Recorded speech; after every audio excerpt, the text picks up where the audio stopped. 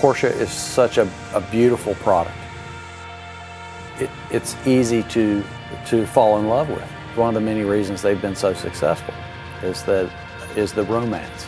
It fuels passion.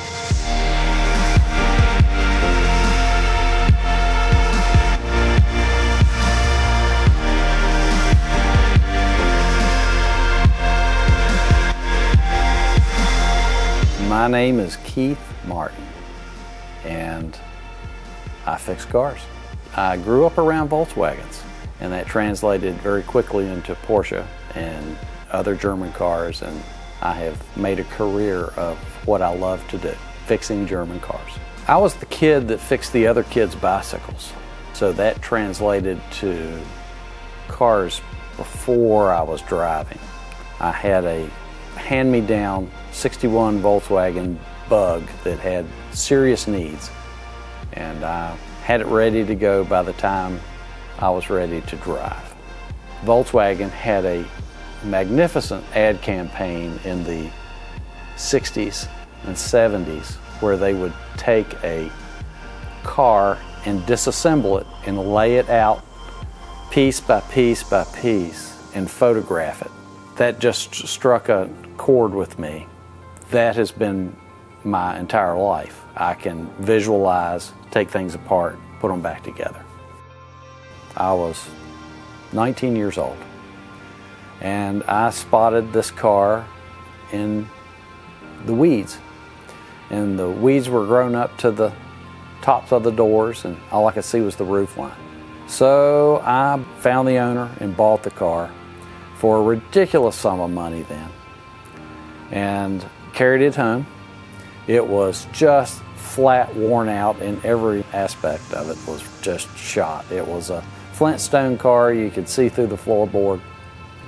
Early on in the process, I was acquiring parts for this car and researching the numbers on it, trying to come to grips with what it was going to take to restore it. Early on, I found that the chassis number just didn't fit in any of the VIN decoders. In the parts books I went to, it just didn't make sense. It was obvious to me early on that it was a unique, very early production car. In 1973, nobody cared. It just didn't matter. It was the first generation car with all the mistakes, all the bad stuff. The car was really obsolete. It was unwanted 40 years ago.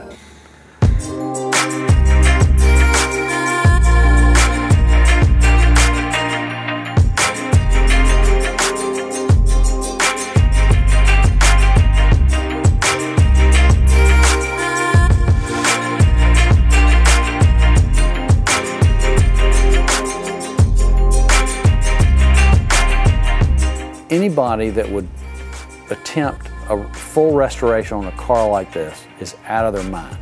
No one has all the skill sets that you need to do a restoration like this. It takes a team of people. This car is important historically. It's one of the very first production cars. The amount of time that I've had it was the second longest of all the cars in existence. I know how this car should have been. It is a car that others are measured by. Without getting too philosophical, I feel like I've done a good job. I've been a good steward of this piece of history.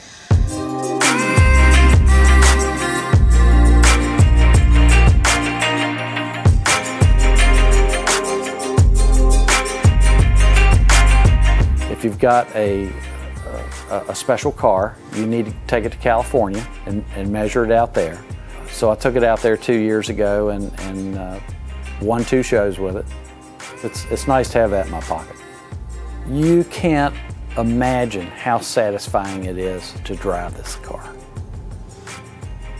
I really can't tell you how satisfying it is. It's magic. Most cars that have gone through restoration, they look great, they won't start, they won't drive, they won't stop. They're awful to drive. This thing drives like it's brand new. Why? Because I had every nut and screw off of it replaced every rubber bushing in the thing, every component, and it is a new car. It's a new 64 911.